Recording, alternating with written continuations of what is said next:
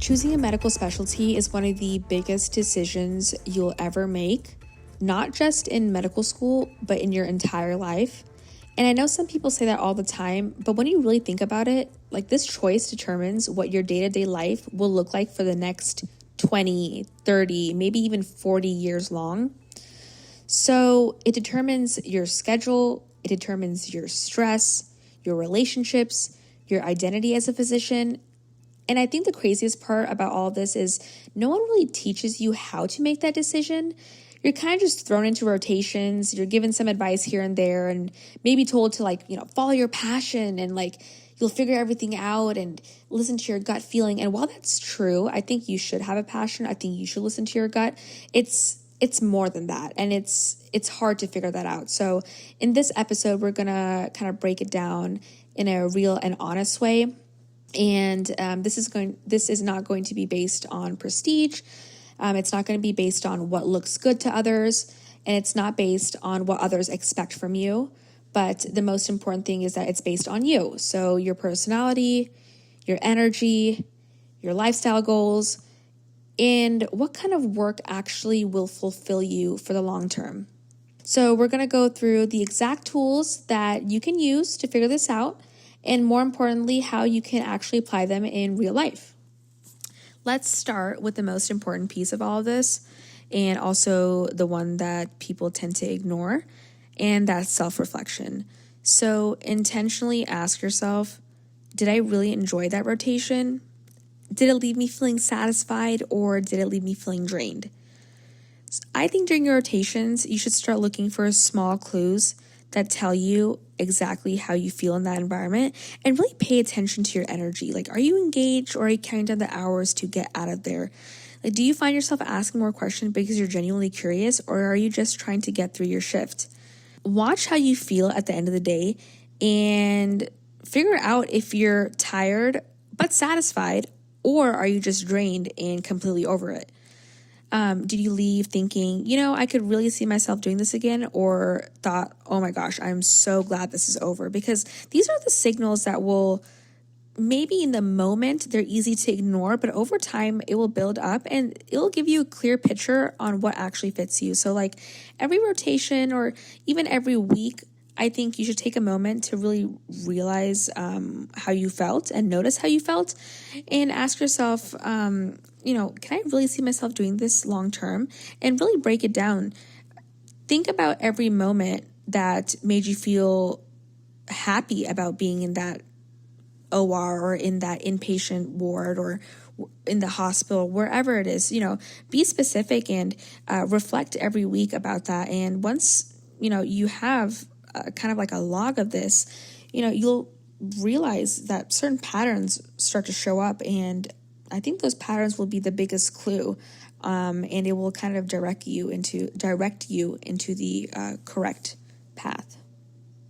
If you want something more structured, there are tools out there that can help, and examples could be AAMC's Career in Medicine, Student Doctor Network's specialty quiz, and all of these can be really helpful, but if you use them in the right way, of course. So they're not really here to kind of tell you this is your personality, this is exactly the box that you're going to fit in, this is a specialty that's best for you. It's really not how that works. It's more about just kind of a framework and more of a assistance in trying to figure that out. It will help you give insight into how you might process information, how you may make decisions during your workday, what your priorities are long term, and what environments you naturally thrive in. So I took the quiz about 3 or 4 times, and these are a few things that kind of stood out to me that I think is, worthy of mentioning. It's, if you're someone who likes structure and enjoys working independently, and might value a good work-life balance, then you might be comfortable in fields like pathology or radiology. But on the other hand, if you want to have good patient interactions, you like a fast-paced environment, and you like making quick decisions, then emergency medicine and surgery might be the way to go. But again, this is just a starting point, and I think your real life experiences matter way more than any quiz, because at the end of the day, even if you do value making quick decisions, and this is kind of what you're familiar with, making quick decisions and being in a fast-paced environment for 20 to 30 years might burn you out. So it's not just about what you might like right now. You should really think about long-term and what you can see yourself in 20 to 30 years. Another important thing during rotations is start watching the people and stop watching the medicine. I know that sounds funny, but I'll get into it, right? So it's like, this is one of the biggest mind shifts that I made during my third year of medicine.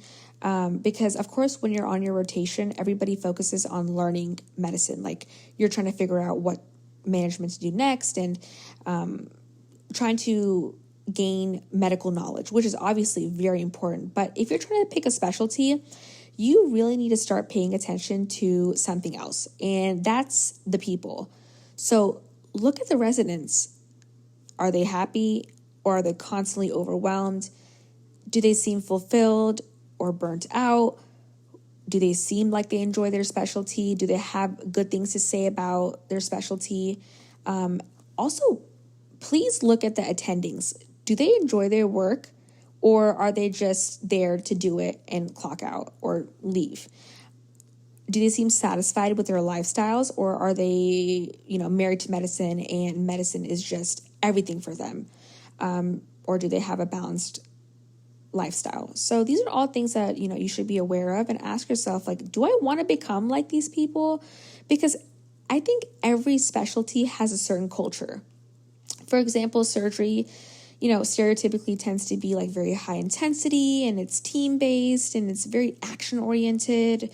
Emergency medicine is fast-paced, more shift work, and it's constant decision-making, especially in acute, stressful environments.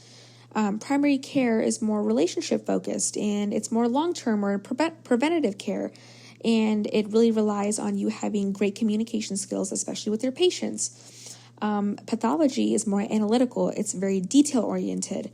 It's more independent and behind the scenes. Not a lot of people interact with pathologists, and that might be a good or bad thing for you.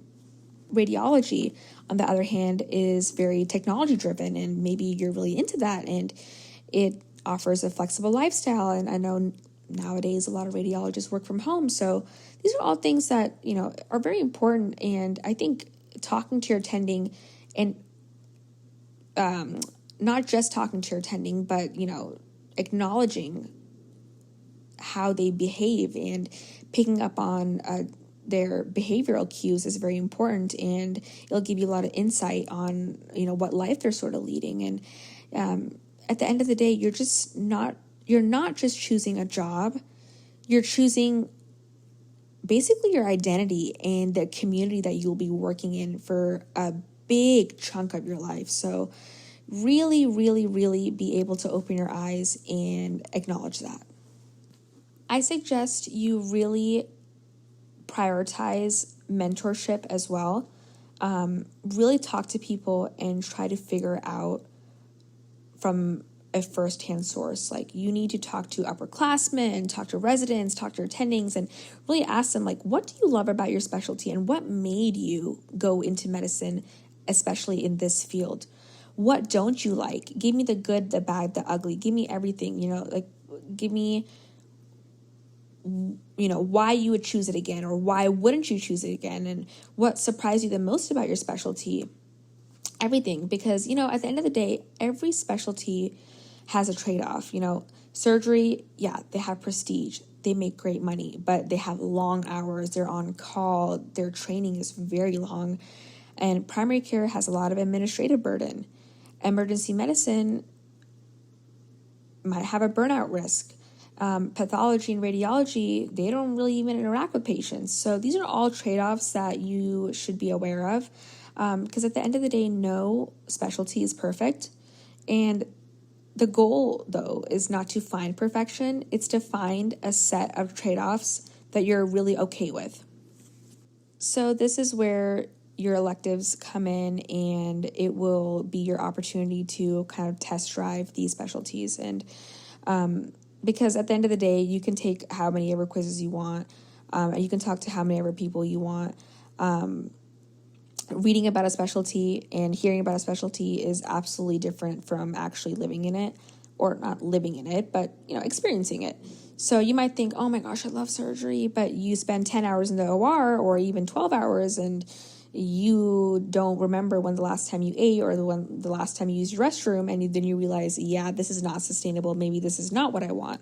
Or maybe you love that, or you think, oh, I don't think I'd like pathology. But then you try it and you realize you love solving puzzles, and you love the environment that you're in, and you like the flexibility that pathology might give you. So I really think using your electives intentionally will be very important. And if you're in between specialties, just test them out and get as close as possible to the real day-to-day experience that attendings experience.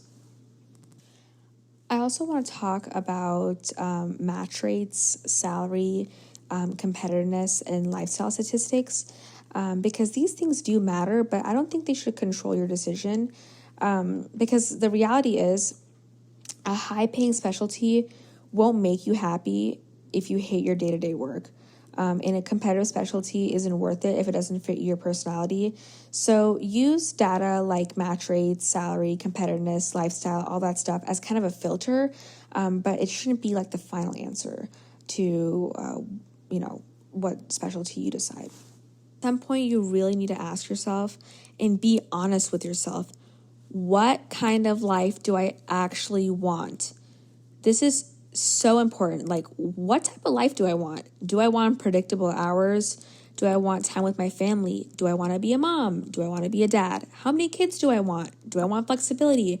Am I okay with foregoing the first day of school for my son? Or am I okay not being able to make it to these gatherings and being on call all the time, or living a high intensity life and having long hours? Because the reality is different specialties give you very different lifestyles, and neither is right or wrong, but it's just something that you really need to be honest about and prioritize what matters to you. At the end of the day, everything comes down to this one question: can I see myself doing this every day for the next 20 to 30 years? And this is not just on your best day, but this is on your worst day. That's the reality check that you need.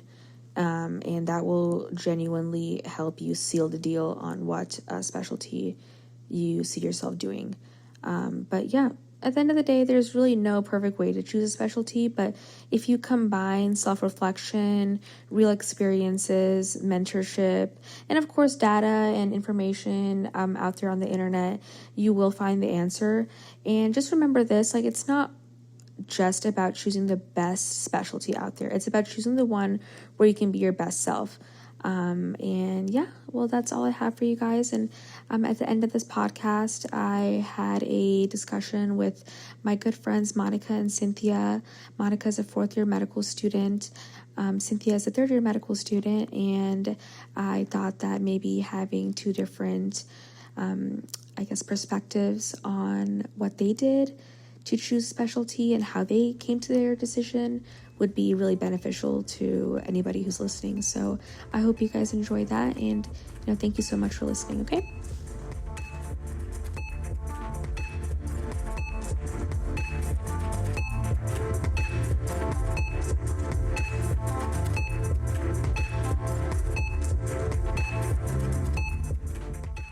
You're listening to YPN's Guide to DOing Medical School. This podcast is hosted by the Young Physicians Network of MAOPS, the Missouri Association of Osteopathic Physicians and Surgeons.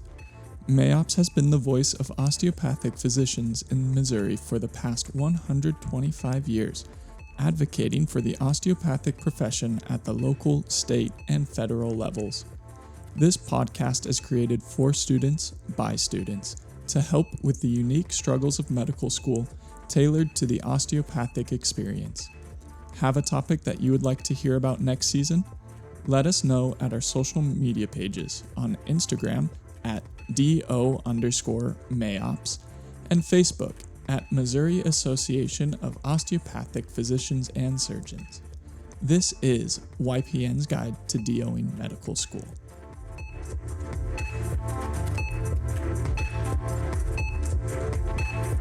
We're just going to go into it and discuss what we did, our thought processes behind picking our specialty, and what really mattered to us during this process. Okay, so let's start off with Monica. She is a fourth-year medical student. She just matched FM in Florida. So Monica, tell me, how did you come to your conclusion on what specialty of choice you wanted to do, and like what really I think gave it away that you wanted to do FM? Very early on that I was a generalist, so I really loved surgery and family medicine, and it honestly came down to just lifestyle and the creativity that family medicine brings. Like, you kind of grow into that specialty, and as your life goes on, like, you can start to mold based on what's going on in your life, like what kind of physician and patient population you want to serve. So I really loved that aspect of family medicine. Okay. And Cynthia, what about you? How do you think about psychiatry and like why you want to pick that? I think throughout medical school, I've come to understand I really love community. I love social work. I really wanted that to have that represented in my specialty of choice. I think psychiatry does a really good job of connecting mental health, social work, and community health.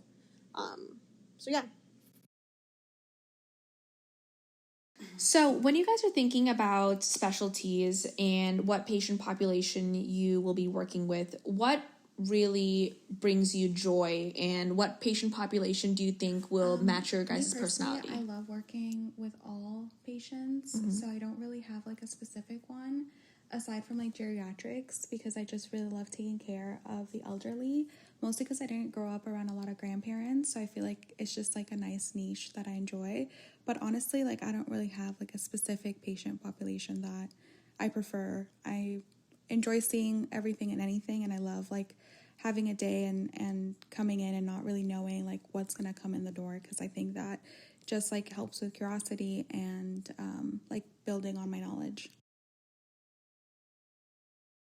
Okay, no, that I'm makes a lot of sense. What about you, Cynthia? If I am interested in a specific population. I'm sure it'll develop as I move on in residency.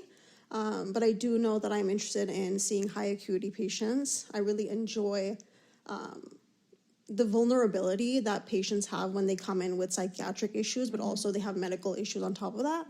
So because of that, I'm considering maybe consult liaison or some sort of hybrid situation where I can see those type of high acuity patients.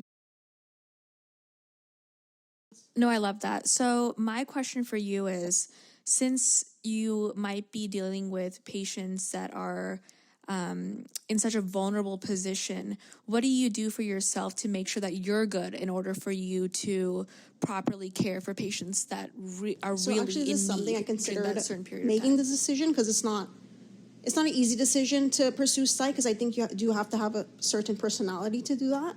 And I considered how would that impact me. But as I've moved on in my life, I'm older, so I've had a lot of, I think, experience talking through a lot of vulnerable situations with friends and family.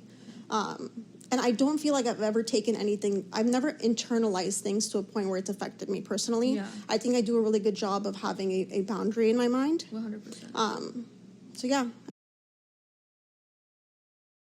So when you're a third-year medical student, I think a big question you should ask yourself is if you want to do inpatient, outpatient, procedural work, or, just trying to figure out what fits your personality, your energy levels, and your attention to detail. So, Monica, what do you think or how do you think third-year medical students should approach this I feel like this question and like this dilemma? Is like a good starting point, but the reality is like you'll notice a lot of physicians be like a specialist, for example, be someone's like family doctor, or you'll see family doctors who do more procedures or specialize in a specific area. So I think trying just to see as many types of physicians in the same area is really helpful. Like that just helps you see like how your career can change as you're trying to figure out what you want to do, and just keeping an open mind and not forgetting that it's not black and white. It's like very gray, because as physicians you have a really wide scope, especially like based on your training. So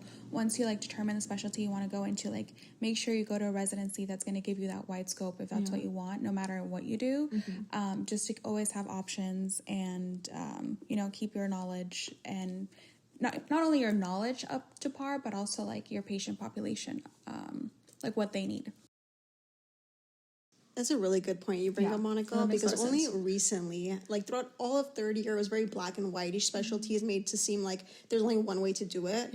Only recently I understood that how hybrid your situation can be and how individualized you can make your life. You can really make your future profession into anything you want it to be. What did you guys think about picking your specialty, and what type of lifestyle it would give you, and how important was lifestyle in choosing I feel like I your have a lot of future career? like outside of medicine, and I just wanted something that was going to help me also do those things, because those are the things that keep me content. And at the same time, I feel like when you're deciding on like lifestyle, like personally, I love to sleep. So like I knew that being on call was not going to be like the thing that I was meant to do for the rest of my life. Like, am I going to do it in a residency? 100%. Would I do it, if I felt that, that's what I wanted to do next in my career? 100%. But it wasn't something that I wanted it to be like a scheduled on call. Like I'm going to be doing that for the rest of my life. For sure. So that was like a way that I realized, like, I think family medicine is a nice fit. And also I think I'm so early on in my career. Like I haven't even started technically my career, but I really wanted to have the option to do things and have, like if later on I became interested in like, I don't know, dermatology, like I could do that. I could set up my clinic to just be fully derm if I wanted, 100%. Or if I decided to, just do like geriatrics, like family medicine also gives you the option to do that. So yeah, I just really love the creativity that it brings. So it came down to like the creativity, the positioning of how I could use family medicine to mold and fit my lifestyle, and understanding that I want to have a career that is not going to last 20 years because I got burnt out. I want to have a career that is going to be plentiful, but at the same time, like have a good life outside of medicine as well. Right. No, for sure. I don't really have an as in-depth answer to this, but I think my ideas parallel what Monica said. I think this question is a good segue from what we were just talking about, which is like you can make your profession whatever you want it to be. And I knew that my passion is psychiatry, and obviously that once you choose your specialty, it's like it indicates you to start looking more into it. And I found like all the different ways I can pursue this profession, like for example telehealth or being hybrid inpatient outpatient so I'm just excited to figure out what I want. So how could students get in contact with people and network? And we fall into the trap of like listening to our own, and I think that's a very big problem in family medicine. A lot of people think like, oh, family medicine, like they just do cough and cold.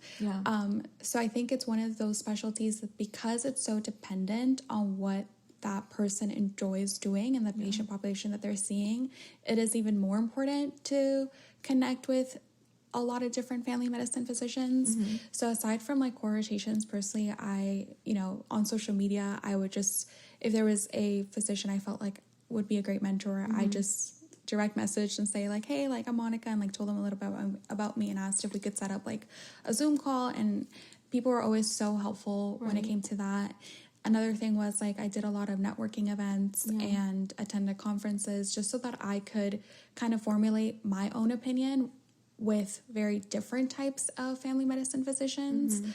because I feel like it is really easy to fall trap to everyone is saying like family medicine makes no money, or family medicine is boring, or family medicine is this, and then it's like so annoying hearing very that. discouraging. Yeah, it's so annoying. But I think like once you get to see like how it can play out for someone who enjoys the creative process and integrate it in their everyday, like it's a very beautiful specialty. So definitely like don't be afraid to like reach out to people on social media, whether it's like Instagram, LinkedIn, or anywhere really. And then also like feel free to reach out to people who are also doing fellowships like sports med or sleep medicine, etc. And then just like networking and conferences, because I feel like that really made a big difference.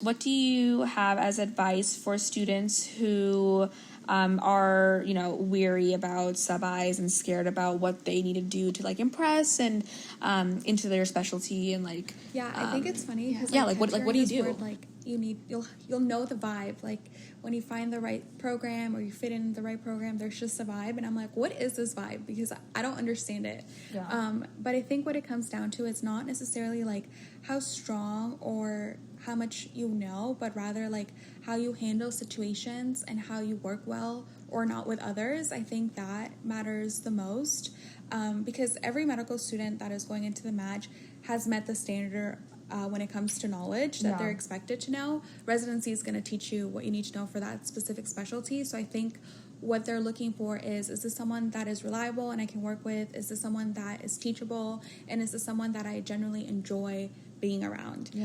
So I think that's where like the whole thing about the vibe really matters. And so I think if I were to do fourth year again, I think one thing is I would just like, yes, definitely like study and know my things before going in, but just being prepared like for my auditions. Like if I knew that I could check like what the patient list looked like, I would go through the patients and make notes the night before, and then I would come in and like I had an idea of like what was coming through the door, and then it was a lot easier, and preceptors would be like, oh, like you're prepared. And I think that was one way of showing it when it came to like clinical knowledge. And also like asking questions. And I have never really cared so much if I didn't know something, because I feel like it's just an opportunity to learn. And I think when you always know everything, I personally would be bored, because it's like, well, it's kind of like a waste of my time if you know everything. So I'm always okay with like not knowing things and putting them in my back pocket. But I think like I just really showed my personality. I'm like always like happy-go-lucky, always willing to help, and always willing to share like what I enjoy doing outside of work. And I felt like that went a lot longer, and it was nice to like when the residents like would invite you like, hey, let's go have dinner, or like, hey, like I'm doing this, do you want to come? So don't be afraid to like say no and like show who you are, because I think ultimately that's who they're looking for. And I would hate for someone to like not show who they are and then match somewhere and then realize like, oh, I was putting like a certain front or a certain person, and they like that certain person in front and not necessarily like who I really am. So I think that's also important. And then just like one last thing, like you're also assessing like them as a residency program, so I think it's totally okay to have like high standards. Like if you want to do X, Y, and Z, and even if you have like a great vibe in that program and you're not seeing X, Y, and Z done, and it's not something that's going to happen when you're a resident, like definitely consider like, is this something I'm willing to trade off for that vibe? And I think that becomes like a lot more clear like when you're going to do your rank list. But definitely like vibe and just being like a good person and someone you enjoy being around. And low-key, like I started watching The Pit, and like the guy Ogilvy, like after it's like named after a GI complaint. Like he's such a fourth year gunner. Like that's who I would avoid being. Like go watch that show and like you'll know exactly what I'm talking about. Like don't make residents look bad, don't speak over colleagues, don't act like a know-it-all. Like just be normal, and I think you're gonna be fine. I love that. And that's a good reminder for everybody listening out there. Just don't be a weirdo. Okay, guys. Thank you so much for your guys' input. I really appreciate it. And hopefully our viewers will have taken something from this podcast and be able to apply it to their career and their journey as a medical student and a future physician. So Thank you for having us.